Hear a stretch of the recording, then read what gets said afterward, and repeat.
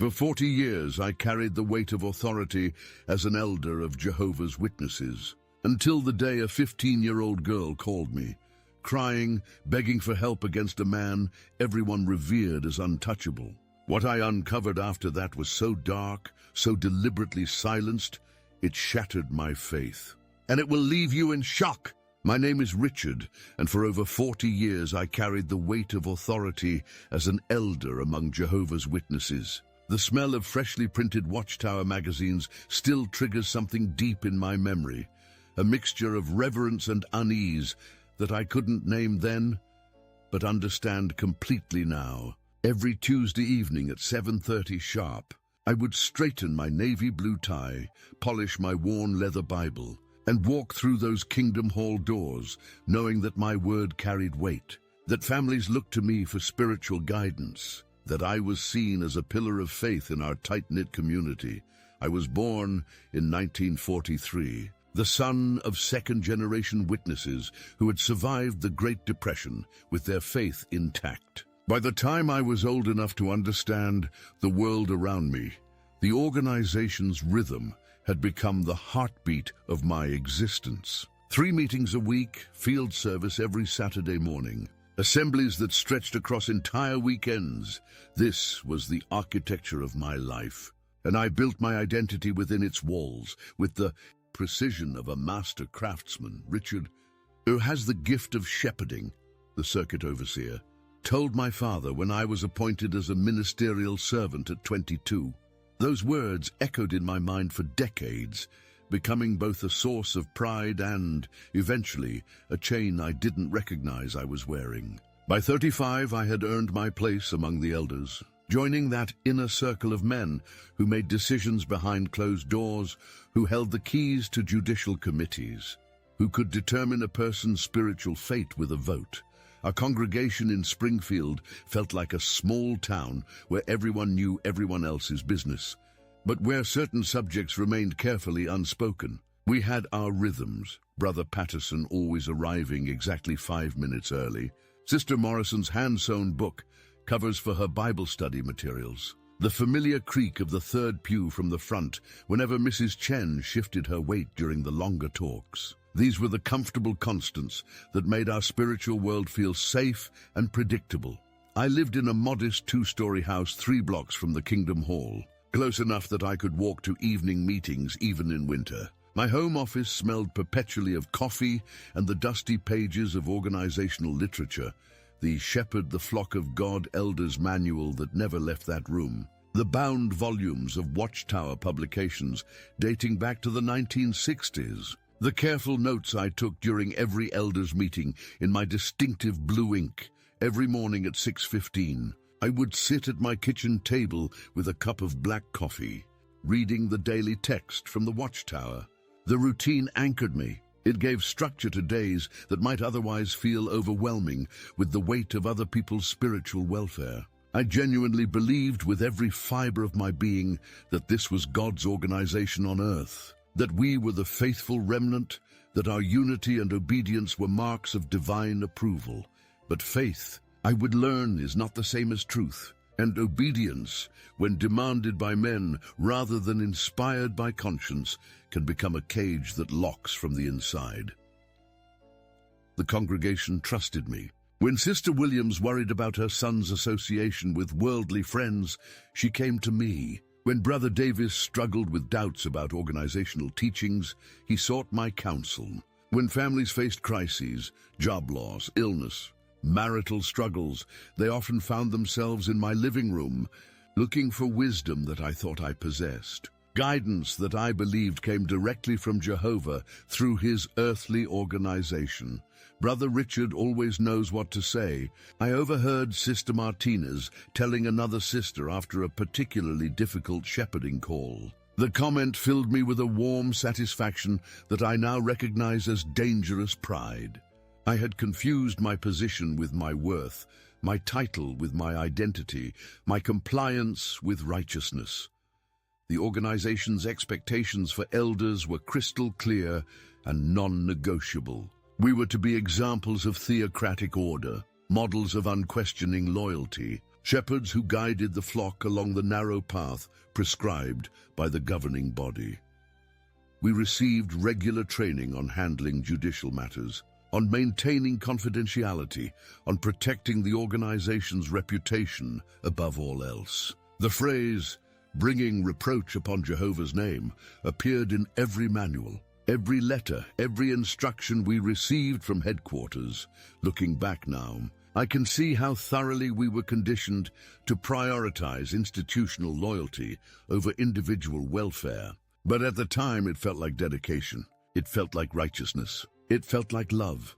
My Tuesday evening routine never varied. I would review my copy of the Kingdom Ministry, prepare any assigned parts for the Theocratic Ministry School, and carefully read through correspondence from the circuit overseer.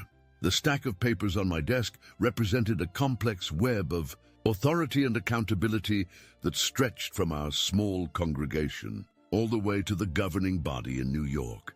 I was part of something bigger than myself, something I believed was directed by God Himself. The weight of keeping confidential information pressed on me constantly. Judicial committee meetings, private confessions, family secrets. All of this information lived in carefully labeled mental compartments that I never discussed with my wife, never shared with friends, never even acknowledged existed when those very families smiled and shook my hand at meetings. The burden of other people's struggles became part of my daily reality, a responsibility I carried with what I thought was dignity.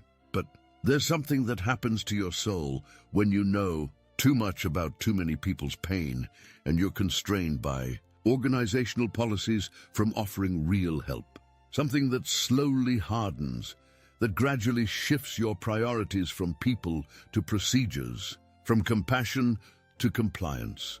I remember the exact moment when my unquestioning faith began to develop its first hairline crack. It was a Thursday evening in late September, the kind of autumn night when the air carries the promise of winter but still holds warmth from the afternoon sun. The smell of burning leaves drifted through my open office window as I reviewed the agenda for the next elders' meeting. Everything seemed routine, predictable, safe. Then my phone rang. "Brother Richard." The voice was young, shaky, barely above a whisper. "This is Emily Chambers. I need to talk to someone. Something terrible has happened, and I don't know what to do."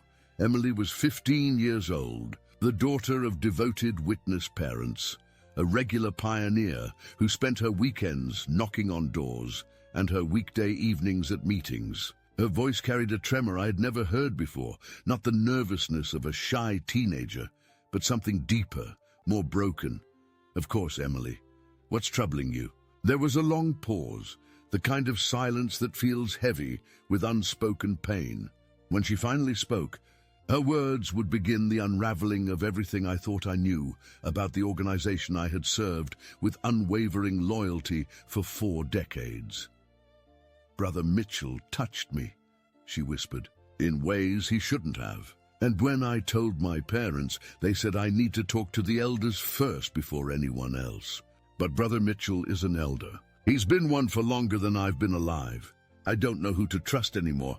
Brother Mitchell, 73 years old, a pillar of the congregation for over 30 years, a man whose very presence commanded respect and deference, a man who had given parts on the circuit assembly program, who had trained younger elders, who was often held up as an example of spiritual maturity.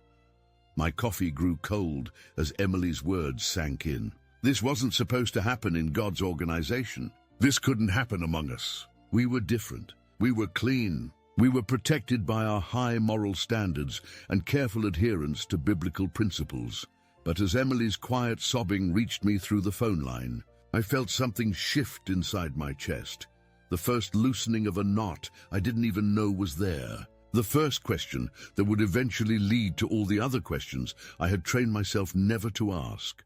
My name is Richard, and for over 40 years, I carried the weight of authority as an elder among Jehovah's Witnesses. The smell of freshly printed Watchtower magazines still triggers something deep in my memory, a mixture of reverence and unease that I couldn't name then, but understand completely now. Every Tuesday evening at 7:30 sharp, I would straighten my navy blue tie, polish my worn leather Bible, and walk through those Kingdom Hall doors, knowing that my word carried weight, that families looked to me for spiritual guidance, that I was seen as a pillar of faith in our tight-knit community.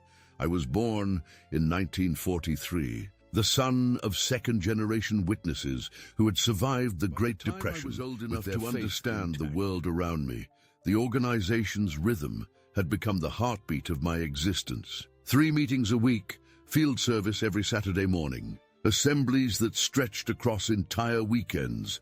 This was the architecture of my life, and I built my identity within its walls with the precision of a master craftsman.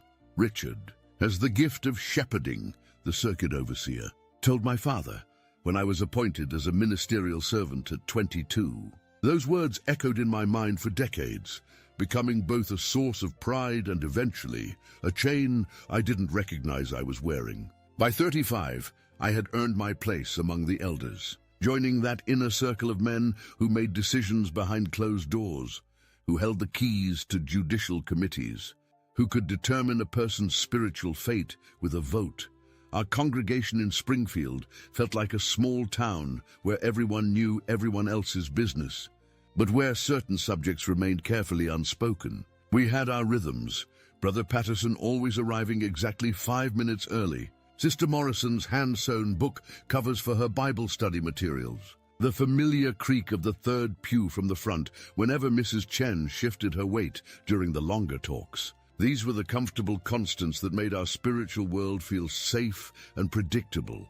I lived in a modest 2-story house 3 blocks from the Kingdom Hall, close enough that I could walk to evening meetings, even in winter. My home office smelled perpetually of coffee and the dusty pages of organizational literature, the Shepherd the Flock of God, Elder's Manual that never left that room, the bound volumes of Watchtower publications dating back to the 1960s, the careful notes I took during every elders' meeting in my distinctive blue ink. Every morning at 6:15, I would sit at my kitchen table with a cup of black coffee, reading the daily text from the Watchtower. The routine anchored me. It gave structure to days that might otherwise feel overwhelming with the weight of other people's spiritual welfare. I genuinely believed, with every fiber of my being, that this was God's organization on earth, that we were the faithful remnant, that our unity and obedience were marks of divine approval. But faith, I would learn, is not the same as truth, and obedience, when demanded by men rather than inspired by conscience, can become a cage that locks from the inside. The congregation trusted me. When Sister Williams worried about her son's association with worldly friends, she came to me. When Brother Davis struggled with doubts about organizational teachings, he sought my counsel. When families faced crises, job loss, illness, marital struggles, they often found themselves in my living room, looking for wisdom that I thought I possessed. Guidance that I believed came directly from Jehovah through his earthly organization. Brother Richard always knows what to say. I overheard Sister Martinez telling another sister after a particularly difficult shepherding call. The comment filled me with a warm satisfaction that I now recognize as dangerous pride. I had confused my position with my worth, my title with my identity, my compliance with righteousness. The organization's expectations for elders were crystal clear and non-negotiable. We were to be examples of theocratic order, models of unquestioning loyalty, shepherds who guided the flock along the narrow path prescribed by the governing body. We received regular training on handling judicial matters, on maintaining confidentiality, on protecting the organization's reputation above all else. The phrase, "bringing reproach upon Jehovah's name," appeared in every manual, every letter, every instruction we received from headquarters. Looking back now, I can see how thoroughly we were conditioned to prioritize institutional loyalty over individual welfare. But at the time, it felt like dedication. It felt like righteousness. It felt like love. My Tuesday evening routine never varied. I would review my copy of the Kingdom Ministry, prepare any assigned parts for the Theocratic Ministry School, and carefully read through correspondence from the circuit overseer.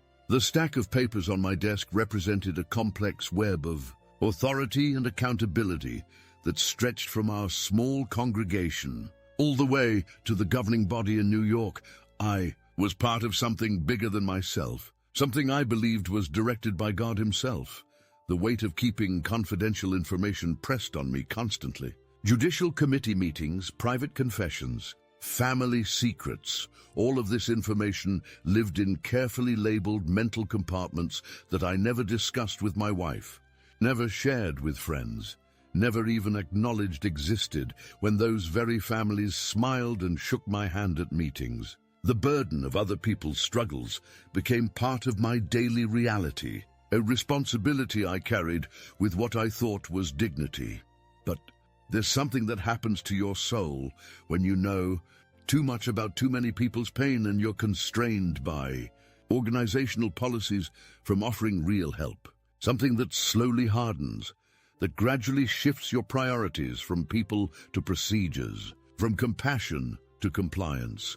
I remember the exact moment when my unquestioning faith began to develop its first hairline crack. It was a Thursday evening in late September, the kind of autumn night when the air carries the promise of winter, but still holds warmth from the afternoon sun. The smell of burning leaves drifted through my open office window as I reviewed the agenda for the next elders' meeting. Everything seemed routine, predictable, safe. Then my phone rang. Brother Richard. The voice was young, shaky, barely above a whisper.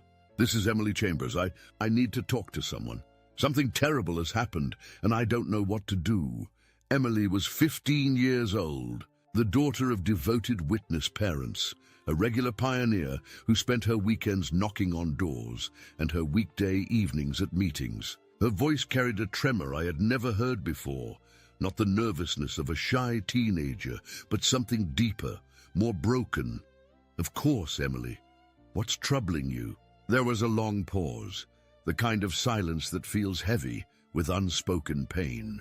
When she finally spoke, her words would begin the unraveling of everything I thought I knew about the organization I had served with unwavering loyalty for 4 decades. "Brother Mitchell touched me," she whispered, "in ways he shouldn't have. And when I told my parents, they said I need to talk to the elders first before anyone else. But Brother Mitchell is an elder. He's been one for longer than I've been alive. I don't know who to trust anymore. Brother Mitchell, 73 years old, a pillar of the congregation for over 30 years, a man whose very presence commanded respect and deference, a man who had given parts on the circuit assembly program, who had trained younger elders, who was often held up as an example of spiritual maturity." My coffee grew cold as Emily's words sank in. This wasn't supposed to happen in God's organization. This couldn't happen among us. We were different. We were clean. We were protected by our high moral standards and careful adherence to biblical principles. But as Emily's quiet sobbing reached me through the phone line, I felt something shift inside my chest, the first loosening of a knot I didn't even know was there. The first question that would eventually lead to all the other questions I had trained myself never to ask. The emergency elders meeting began at 7:30 sharp, just as our regular meetings always did. But everything else about that Friday evening felt different, charged with intention I had never experienced in all my years of organizational service. Brother Williams opened with the customary prayer, his voice steady and controlled, asking for Jehovah's guidance in handling delicate congregational matters. Yet I noticed his hands trembling slightly as he reached for his copy of the Elder's Manual. "Brothers," Williams began, once we had settled into our familiar circle, "we have a serious allegation that requires immediate attention. Brother Richard, please share with us the information you've received." I cleared my throat, feeling the weight of 6 pairs of eyes fixed on me. The fluorescent lights hummed overhead, casting that familiar institutional glow that had always felt comforting, but now seemed harsh and unforgiving. Thursday evening, I received a phone call from Emily Chambers. She has made accusations of inappropriate conduct against Brother Mitchell. The silence that followed was deafening. Brother Davis shifted in his chair, the leather creaking softly. Brother Thompson leaned forward, his jaw tightening in a way that suggested he was already processing this information differently than the others. Brother Martinez removed his glasses and began cleaning them methodically, a nervous habit I had observed during other difficult discussions. "What specific accusations?" Williams asked, his voice carefully neutral. As I recounted Emily's tearful confession, I watched each elder's reaction carefully. Williams took detailed notes, his face revealing nothing. Thompson's hands clenched and unclenched in his lap. Foster stared at the floor with his glasses. Davis sat perfectly still, as if hoping that immobility might somehow make this problem disappear. "Has she spoken to anyone else about this?" Williams inquired. "She mentioned it to her parents first. They directed her to speak with the elders before taking any other action." Brother Thompson was the first to break the careful silence. "Brothers, if these allegations are true, we're talking about child abuse. This isn't just a congregational matter, it's a criminal matter." Williams' pen stopped moving. "Brother Thompson, we need to be very careful about how we proceed. Our first responsibility is to follow organizational guidelines for handling such accusations." "Our first responsibility," Thompson replied with more force than I had ever heard him use in an elders' meeting, "should be protecting a 15-year-old girl." The tension in the room ratcheted up several notches. I could feel decades of organizational conditioning colliding with basic human instincts, creating a friction that made the air itself feel thick and oppressive. Brother Davis finally spoke, his voice soft but firm. "What does the manual say about situations like this?" Williams flipped through his elder's book with practiced efficiency. Here it is, Chapter 12, Paragraph 14. "When elders receive reports of child abuse, they should contact the legal department immediately for direction on how to proceed according to local laws and organizational policies." "So we call the legal department," Foster suggested. "They'll tell us what to do." But Brother Martinez raised a question that cut to the heart of our dilemma. "Brothers, what if their direction conflicts with what we know is right for this child? What if protecting the organization means sacrificing Emily's welfare?"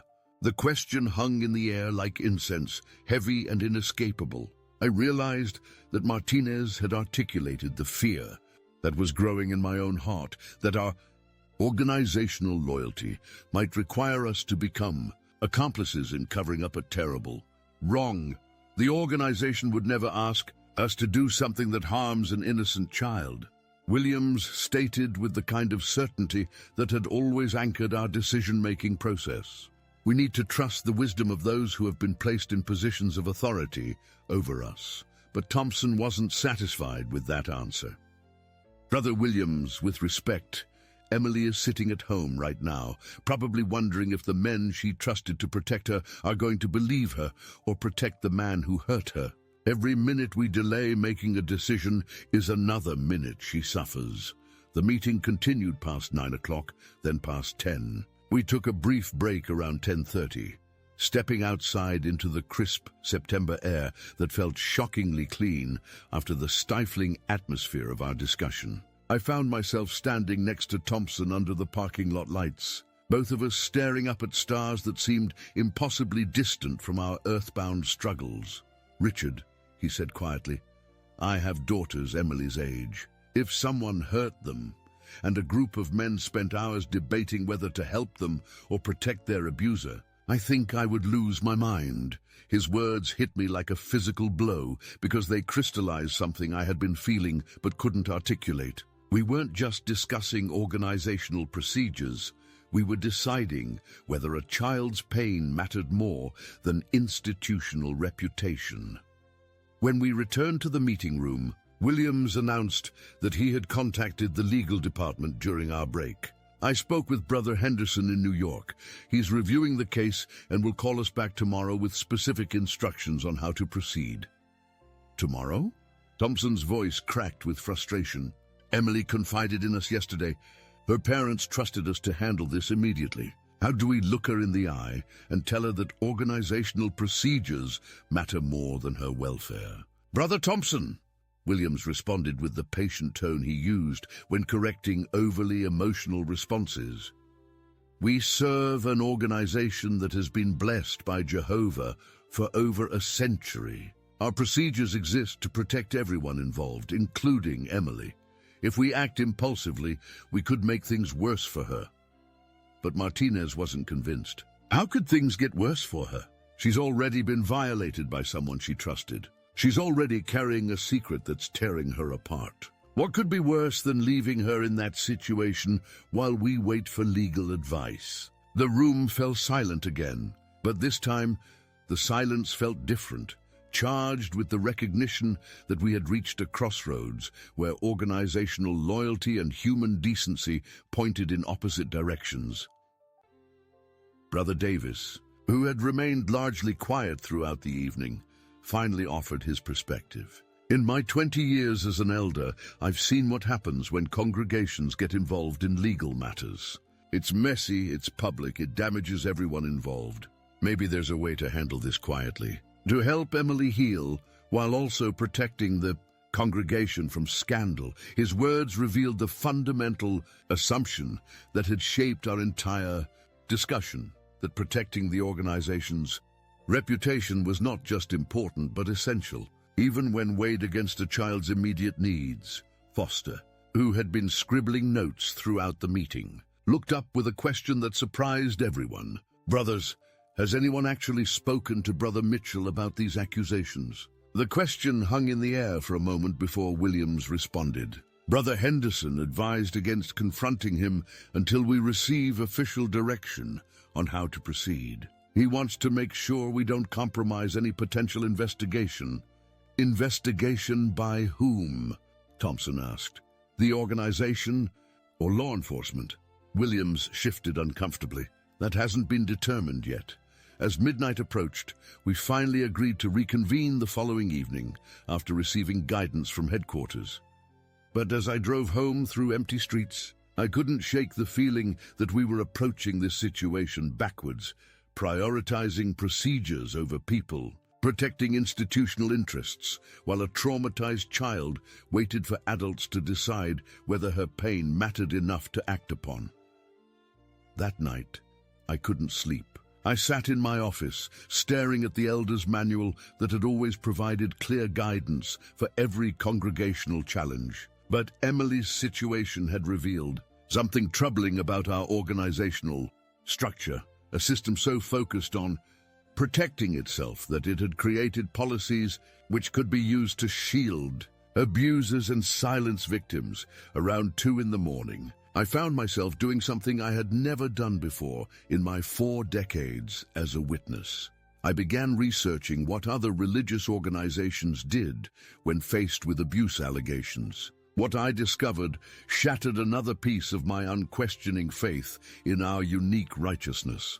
Other churches had mandatory reporting policies. Other religious leaders were required by their own governance structures to contact authorities immediately when child abuse was reported. Other faith communities had recognized that protecting children required setting aside institutional concerns and acting swiftly on their behalf.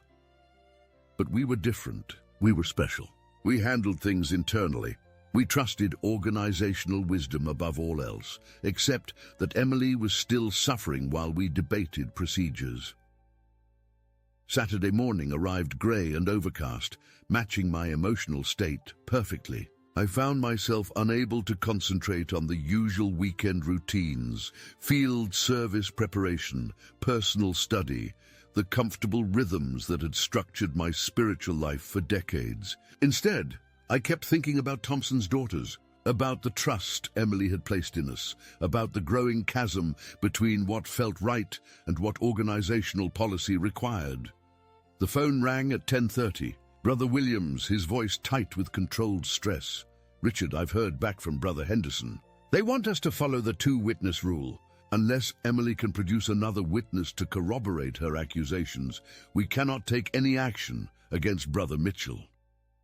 My stomach dropped. What about Emily? What do we tell her? We explain that while we take her concerns seriously, we cannot proceed without biblical evidence. 2 witnesses, Richard. That's the standard the organization has always maintained. After hanging up, I sat in my kitchen, staring at my cold coffee and feeling something die inside my chest. The two-witness rule, a policy designed to prevent false accusations, had become a shield for abusers who were careful to commit their crimes in private. How could there be two witnesses to child abuse? What perpetrator would assault a child in front of another person? The policy wasn't protecting truth, it was protecting predators.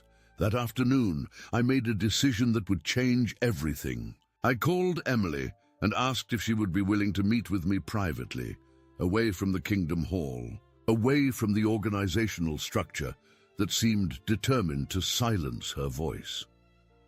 We met at a small diner on the outskirts of town, a place where the smell of coffee and bacon mixed with the quiet desperation of people seeking refuge from her 15 years. Her eyes carrying shadows that no child should have to bear. "Brother Richard," she said, her voice barely audible above the diner's background noise. "My parents said the elders are going to help me, that everything will be okay now that you know what happened." I looked into her trusting face and realized that the next words I spoke would either validate her courage in coming forward or destroy her faith in the very system she had been taught to revere above all else. The weight of that moment pressed down on me like a physical force, and I understood that I was approaching my own point of no return. I sat across from Emily in that small diner, the fluorescent lights casting harsh shadows across her young face, and felt the full weight of a decision that would define not only her future, but mine. The coffee in my cup had grown cold 20 minutes ago, but I hadn't noticed. All my attention was focused on this brave girl who had trusted me with her most painful secret, and who was now looking at me with eyes that still held hope. "Emily," I began, my voice steadier than I felt inside, "I need to be completely honest with you about what the organization is saying we can and cannot do." Her face tightened slightly, as if she sensed that my next words would not bring the relief she had hoped for. "The elders have consulted with headquarters in New York. According to organizational policy, we cannot take action against Brother Mitchell unless there are two witnesses to corroborate your testimony." The change in Emily's expression was immediate and devastating. Hope drained from her features like color bleeding from a photograph. Her hands, which had been resting calmly on the table, began to shake. "Two witnesses?" she whispered. "Brother Richard, he didn't hurt me in front of other people. No one else was there. That's how these things happen, isn't it? When no one else can see." Her words hit me like a physical blow because they revealed the fundamental cruelty of the policy we were expected to enforce. The two-witness rule, designed to prevent false accusations, had become a get-out-of-jail-free card for anyone clever enough to commit their crimes in private. "I understand how unfair this must seem," I said, though the words felt hollow even as I spoke them. "The organization believes this policy protects everyone involved." "Protects everyone?" Emily's voice rose slightly, drawing glances from other diners. She lowered it again, but I could hear the pain and anger beneath her controlled tone. "Who is it protecting, Brother Richard?" "It's not protecting me. It's not protecting other girls who might be hurt by him in the future. So who exactly is being protected here?" Her question cut straight to the heart of everything that was wrong with our approach. The policy wasn't protecting victims. It was protecting the organization's reputation, and by extension, the very predators who knew how to exploit the system. I leaned forward, lowering my voice. "Emily, what I'm about to say could get me in serious trouble with the organization, but I believe you deserve to hear the truth. This policy isn't about protecting you or finding justice. It's about protecting the organization from scandal and legal liability." Her eyes widened slightly. In all her 15 years as a witness, she had probably never heard an elder speak critically about organizational policies. "But they told us this was God's organization," she said, her voice carrying the confusion of someone whose worldview was beginning to crumble. "If it's God's organization, why would they have policies that help bad people and hurt victims?" The question hung between us like a bridge I could either cross or turn away from. For 40 years, I had deflected such questions with standard organizational responses. We don't understand all of Jehovah's ways. We must trust the faithful slave. Imperfect humans sometimes make mistakes, but the organization itself is clean. But looking at Emily's wounded face, those answers felt like cruel jokes. "Emily," I said quietly, "I think that's a question you're going to have to answer for yourself. But I want you to know that whatever you decide to do next, I believe you. I know Brother Mitchell hurt you, and I know it was wrong." Tears began streaming down her cheeks. "So that's it? He just gets away with it? He gets to keep being an elder, keep having access to other young girls, and I'm supposed to just pretend it never happened?" The desperation in her voice broke something fundamental inside me. This was the moment I had been unconsciously preparing for throughout my entire adult life. The moment when organizational loyalty and basic human decency could not coexist. When I would have to choose between protecting the institution I had served and protecting an innocent child. "Emily, I'm going to tell you something that could get us both in serious trouble." I leaned even closer, my voice barely above a whisper. "There are laws outside the organization. Laws that exist to protect children like you from adults who abuse their authority. Those laws don't require 2 witnesses. They don't prioritize organizational reputation over your safety." Her eyes searched my face, trying to understand what I was suggesting. "You have the right to report what happened to the police. You have the right to seek justice outside the organizational structure. And if you choose to do that, it wouldn't be wrong. It would be brave. But the organization says we should never take another witness to court, that we should handle everything internally. The organization says a lot of things, Emily, but sometimes what they say conflicts with what's right for real people in real situations. Sometimes protecting the organization means sacrificing the very people it claims to care about." I reached into my jacket pocket and pulled out a small digital recorder I had purchased that morning, a decision I had made during my sleepless night, when I realized that someone needed to document what was happening in our elders' meetings.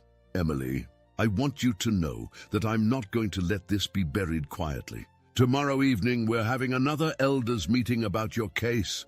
I'm going to record that meeting. I'm going to document exactly how the organization handles situations like yours."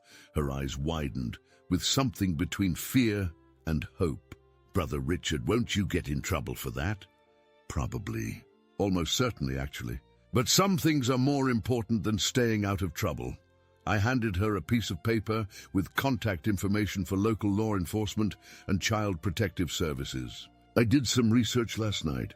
These are people whose job it is to protect children, not organizations. They don't require 2 witnesses. They care about your welfare, not institutional reputation." Emily stared at the paper as if it were a lifeline thrown to someone drowning. "If I call these people, what happens to my family? What happens to me in the congregation?" The question forced me to confront the full brutality of the choice she faced. Speaking to authorities would likely result in her family being shunned, possibly disfellowshipped. She would lose her entire social support system, her community, potentially even her relationship with her parents if they chose organizational loyalty over their daughter's welfare. I don't know. Emily, I honestly don't know what will happen. But I know what will happen if you do nothing. Brother Mitchell will continue to have access to other young girls, and you'll carry this pain alone for the rest of your life. She folded the paper carefully and put it in her purse. "Brother Richard, why are you helping me like this? Why are you risking your position for someone like me?" Her question revealed how thoroughly the organization had conditioned her to see herself as less important than institutional stability. How completely she had internalized the message that her individual welfare mattered less than collective reputation. "Emily, you are not someone like you. You are a human being who deserves protection and justice. You are a child who was hurt by an adult who abused his authority. That matters more than any organizational policy or procedure." As we left the diner, Emily stopped and looked back at me. "Brother Richard, If I do report this to the police, will you still believe me? Even if the organization says I'm lying or causing trouble? I met her eyes directly. Emily, I will always believe you, and I will do everything in my power to make sure the truth comes out, regardless of what the organization wants. That evening, I sat in my home office preparing for the next elders meeting. The small recorder hidden in my jacket pocket, feeling heavier than it should have. I knew that what I was about to do would end my career as an elder, probably end my standing in the congregation, possibly cost me relationships with people I had considered family for decades. But Emily's face kept appearing in my mind, the hope dying in her eyes when I explained the two-witness rule, the desperate question about whether Brother Mitchell would just get away with hurting her. That image had burned away 40 years of organizational conditioning, leaving behind something I hadn't felt in decades. Absolute moral would test whether our organization was truly interested in protecting children or merely protecting its own reputation. And I was finally ready to document the answer, regardless of the personal cost. As I turned off the lights in my office, I whispered a prayer that had nothing to do with organizational loyalty and everything to do with a 15-year-old girl who deserved so much. Better than what we had offered her. The Sunday evening, elders' meeting arrived with an autumn chill that seemed to penetrate everything. The walls of the Kingdom Hall, my winter coat, even the core of my being, where 40 years of unquestioning faith had once provided warmth. I arrived early, as always, but this time I carried something hidden in my jacket pocket that would change everything. A small digital recorder that felt heavier than any burden I had ever borne as an elder. Brother Williams had called the meeting for 7 o'clock sharp. His voice on the phone carrying the weight of institutional authority mixed with barely controlled anxiety. "We need to finalize our response to the Emily Chambers situation," he had said. "Brother Henderson from legal has provided specific guidance on how to proceed." As I settled into my usual chair in the elders' meeting room, the familiar smell of old carpet and coffee seemed more oppressive than comforting. The fluorescent lights hummed their eternal tune overhead, casting that harsh institutional glow that had always felt sacred, but now seemed clinical, cold, designed to illuminate procedures rather than truth.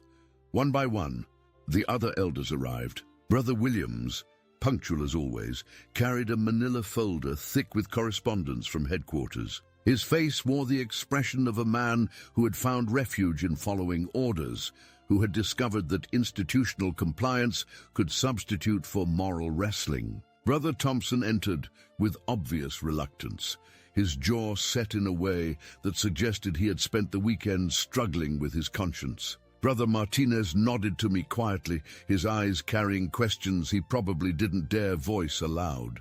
"Brothers," Williams began after opening with prayer, "I've received detailed instructions from the legal department regarding how we should handle Sister Emily's allegations against Brother Mitchell."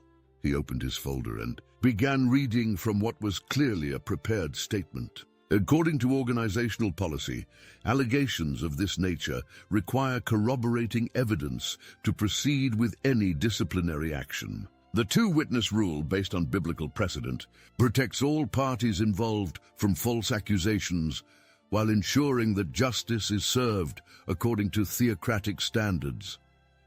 I reached into my jacket pocket and quietly activated the recorder, my heart pounding so loudly I was certain the others could hear it. This moment, this exact conversation, needed to be documented. Someone outside our closed circle needed to hear how decisions were made, how policies were applied, how a child's welfare was weighed against institutional concerns.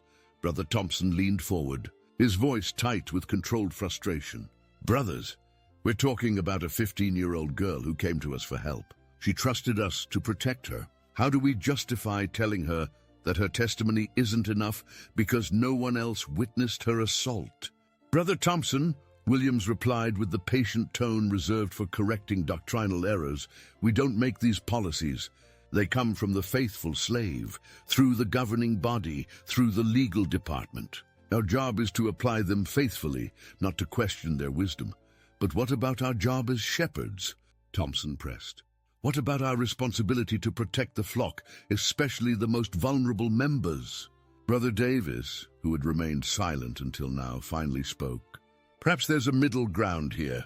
Could we counsel Brother Mitchell privately, express our concerns, encourage him to be more careful in his interactions with young sisters? The suggestion hung in the air like incense, sweet-smelling on the surface, but masking something rotten underneath. I felt my hands clench involuntarily as I realized what Davis was proposing, a quiet conversation that would allow everyone to pretend something had been done while essentially giving Mitchell a warning to be more careful about hiding future abuse. That's exactly the kind of wisdom we need, Williams said, seizing on Davis's suggestion with obvious relief. We can address the concerns without creating unnecessary scandal or legal complications. Brother Martinez removed his glasses and began cleaning them, his nervous habit more pronounced than usual. Brothers, I have to ask, what happens to Emily in all this? How do we look her in the eye and tell her we've resolved the situation by having a quiet chat with the man who hurt her? We explain to her that we've handled the matter according to biblical principles, Williams replied. We assure her that Brother Mitchell has been counseled and that she should feel confident bringing any future concerns directly to the body of elders. The recording device in my pocket seemed to burn against my chest as I listened to grown men discuss a child's trauma as if it were a minor administrative issue. Everything in their tone and approach suggested they viewed Emily's assault as primarily a problem of organizational management rather than a devastating crime against an innocent victim. What if she's not satisfied with that response? I asked, finally breaking my silence. What if she feels that counseling Brother Mitchell privately doesn't adequately address what happened to her? Williams looked directly at me, his eyes carrying a warning I had seen him direct toward other elders who asked inconvenient questions. Brother Richard, our responsibility is to follow organizational guidance, not to satisfy every individual's emotional responses to disciplinary decisions. Emily is a young sister who needs to learn to trust theocratic procedures even when she doesn't fully understand them. His words crystallized something that had been building in my mind throughout our discussions. Emily wasn't seen as a victim deserving justice. She was seen as a potential problem requiring management. Her pain was less important than organizational stability. Her trauma was secondary to institutional reputation. Brother Thompson's voice cracked slightly as he spoke. Brothers, I keep thinking about my own daughters. If someone hurt them, if they came to me for help, how would I feel if a group of men decided that protecting their attacker's reputation was more important than protecting them? Brother Thompson, Williams replied with increasing firmness, your emotional attachment to this situation is understandable, but it's clouding your judgment. We serve an organization that has been blessed by Jehovah for over a century. These policies exist because they work. They protect everyone involved, everyone except Emily, Thompson shot back. The room fell into an uncomfortable silence, broken only by the persistent humming of fluorescent lights. I could feel the weight of 40 years pressing down on me. 4 decades of trusting that organizational wisdom was synonymous with divine guidance. 4 decades of believing that institutional loyalty was the highest form of spiritual devotion. But Emily's tear-stained face kept appearing in my mind. Her desperate question echoed in my memory. So he just gets away with it? Brothers, I said quietly, I need to share something with you. Yesterday I met privately with Emily to explain our organizational constraints regarding her situation. William stiffened. Private meetings with congregation members involved in judicial matters violated several protocols. Brother Richard, you should have coordinated any such meeting through the body of elders. She asked me a question that I think we need to consider seriously. I continued, ignoring his objection. She wanted to know who our policies are designed to protect. When I couldn't give her a satisfactory answer, I realized that maybe we're protecting the wrong people. Brother Foster, who had been silent throughout most of the meeting, finally spoke up. What are you suggesting, Richard? The moment had arrived. The recorder in my pocket was capturing every word of this conversation, documenting for posterity how institutional self-preservation could override basic human decency. But now I had to decide whether to simply document the corruption or actively resist it. I'm suggesting that Emily has the right to seek justice outside our organizational structure. I'm suggesting that our policies are designed more to protect potential abusers than actual victims. And I'm suggesting that if we truly cared about shepherding the flock, we would be encouraging her to report this crime to authorities who actually have the power to protect her. The silence that followed was deafening. 6 men stared at me as if I had just committed blasphemy, which, from their perspective, I suppose I had. Questioning organizational policies, encouraging involvement with secular authorities, putting individual welfare above institutional reputation, these were all forms of apostasy in their carefully ordered world. Williams was the first to describing sounds dangerously close to rebellion against theocratic authority. I think you need to consider very carefully what you're saying. I've considered it for 3 sleepless nights, I replied. And I've concluded that sometimes doing what's right requires choosing between human authority and divine conscience. Emily deserves better than what we're offering her.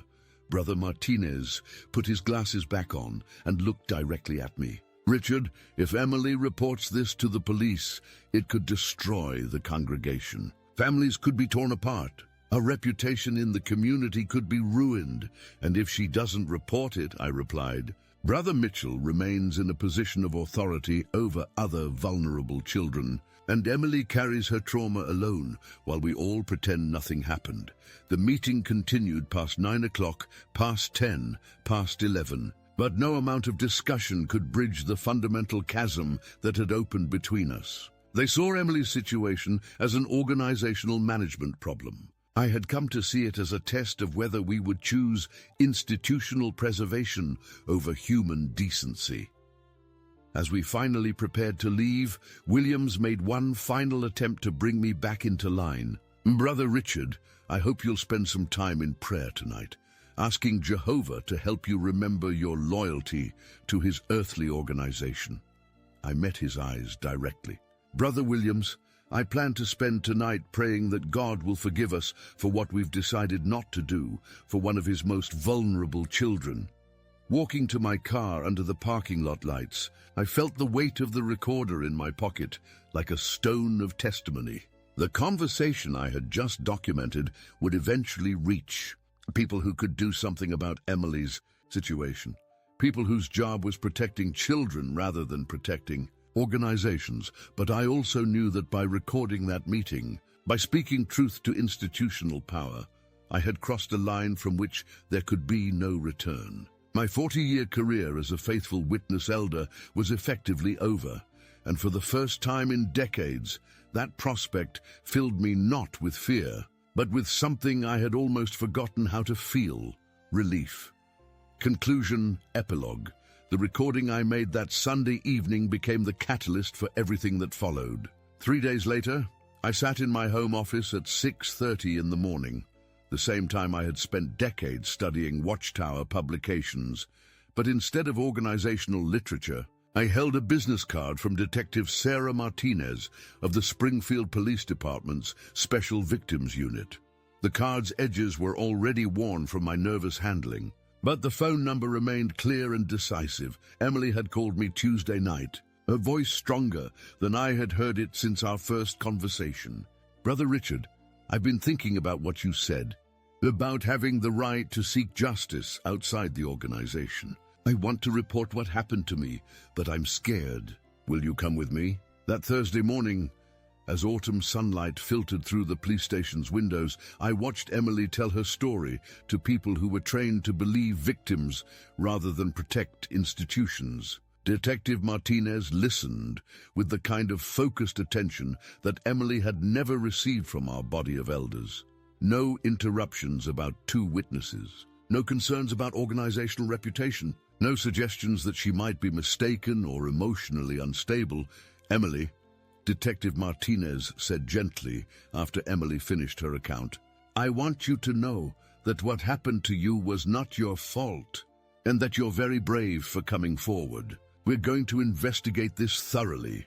The contrast with our elders' meeting was devastating and enlightening. Here were strangers who showed more genuine concern for Emily's welfare than the men who had known her since birth, who had watched her grow up in the congregation, who claimed to be her spiritual shepherds.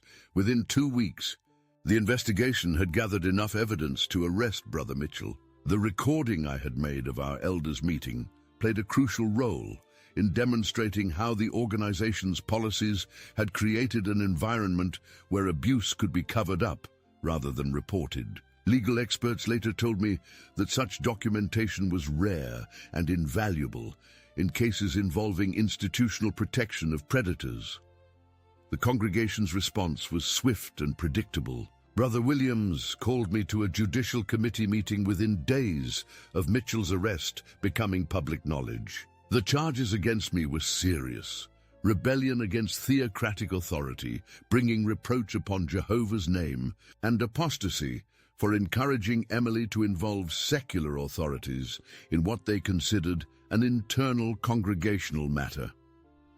Brother Richard, Williams said, as I sat before the 3-man tribunal that would determine my spiritual fate, you have violated the fundamental principle of organizational loyalty that defines true worship. Your actions have brought shame upon the congregation and given ammunition to those who oppose God's people. I looked at these men, some of whom I had served alongside for over a decade, and felt no anger, only sadness for their inability to see beyond institutional preservation to basic human decency. Brothers, if protecting a child from abuse is apostasy, then I accept that designation gladly. The disfellowshipping announcement came the following Sunday. Richard Henderson is no longer one of Jehovah's Witnesses. The words echoed through the Kingdom Hall, where I had spent thousands of hours over 4 decades. The congregation's response was immediate and total. Friends who had shared meals at my table now looked through me as if I were invisible. Family members stopped returning my phone calls, and 40 years of relationships dissolved overnight. But something unexpected happened during those first weeks of shunning. The silence that was meant to break my spirit actually brought me a peace I hadn't experienced in years. For the first time since becoming an elder, I didn't carry the weight of other people's secrets, didn't feel responsible for maintaining the facade of organizational perfection, didn't have to choose between conscience and compliance. Emily's courage had ripple effects none of us anticipated. Within 6 months, 3 other young women from neighboring congregations came forward with similar stories about abuse by elders and ministerial servants. The pattern was always the same: victims silenced by the 2-witness rule. Families pressured to handle matters internally. Institutional reputation prioritized over individual welfare. My recording of that Sunday evening elders' meeting was eventually used in legal proceedings involving multiple cases. Child protection advocates praised it as rare documentation of how religious institutions can systematically enable abuse through policies that appear reasonable on the surface but create perfect conditions for predators. The personal cost was substantial but not devastating. I lost my position, my community, and many relationships I had treasured for decades. My name became synonymous with betrayal among local witnesses who were taught that I had been deceived by Satan into attacking God's organization. Former friends crossed the street to avoid acknowledging my existence, but I also discovered something I hadn't realized I was missing: the ability to read the Bible without organizational filters, to pray without prescribed formulas, to develop relationships based on genuine affection rather than shared compliance with institutional demands. The Christianity I found outside the Watchtower felt more authentic, more grace-filled, more genuinely loving than anything I had experienced during my 4 decades as a faithful witness. Emily flourished in ways that vindicated every sacrifice made on her behalf. The therapy and support services she received through secular agencies helped her process her trauma in ways that organizational counsel never could have provided. She completed high school with honors, earned a scholarship to study social work, and eventually dedicated her career to helping other abuse survivors. 3 years after Mitchell's conviction, Emily called me on a spring afternoon when cherry blossoms were blooming outside my kitchen window. "Brother Richard, just Richard now, I wanted you to know that I'm getting married next month. To a wonderful man who respects me, who supports my recovery, who never makes me feel like damaged. Who goods?" Her voice carried a strength and joy that had been crushed during her teenage years, but had somehow been rebuilt through honest healing rather than organizational denial. "I also wanted to thank you, not just for believing me, but for showing me that sometimes doing what's right means standing up to people in authority, even when it costs you everything." That phone call crystallized something I'd been learning slowly over 3 years of exile from the only religious community I had ever known. Real faith, the kind that actually transforms lives and protects the vulnerable, requires the courage to question authority, to prioritize people over institutions, to choose love over loyalty when the two conflict. The Jehovah's Witness organization continued unchanged, those who had been removed or had resigned in the aftermath of the scandal. New policies were issued that appeared to address abuse concerns while maintaining the fundamental structures that enabled abuse in the first place. The same two-witness rule remained in effect. The same preference for internal handling persisted. The same institutional protection mechanisms continued operating. But for Emily and the other survivors who found their voices, for the families who chose their children's welfare over organizational approval, for the few elders who resigned rather than participate in continued cover-ups, something fundamental had changed. They had learned that religious authority, no matter how ancient or respected, could not override their responsibility to protect the innocent and pursue justice. Today, 5 years after that Sunday evening recording, I live a quieter life. I attend a small community church where questions are welcomed rather than discouraged, where individual conscience is respected rather than suppressed, where protection of vulnerable members takes precedence over institutional reputation. The pastor there sometimes asks my advice about handling difficult situations, and I always offer the same counsel. When in doubt, choose the side of the victim. I still receive occasional calls from current Jehovah's Witnesses struggling with similar situations, elders who have discovered abuse in their congregations, parents whose children have been victimized, individuals whose conscience conflicts with organizational demands. I listen, I offer whatever support I can, and I sometimes share Emily's story as proof that speaking truth to religious authority, while costly, can save lives and restore dignity to those who have been silenced. The recording device I used that evening sits in my desk drawer now, a small technological artifact of a massive moral decision. Sometimes I take it out and remember the weight it carried that night, the way my hands shook as I pressed the record button, the certainty that I was crossing a point of no return. That certainty was accurate. My life as a Jehovah's Witness elder ended that evening, but my life as someone willing to stand up for the vulnerable, someone who valued human welfare over institutional loyalty, someone who understood that real faith requires courage rather than compliance, that life began in the same moment. Emily's wedding invitation arrived last month, addressed simply to Richard, the man who believed me when no one else would. I framed it and hung it in my office, a reminder that sometimes the most important decisions we make are the ones that cost us everything we thought we wanted in order to preserve everything we actually need.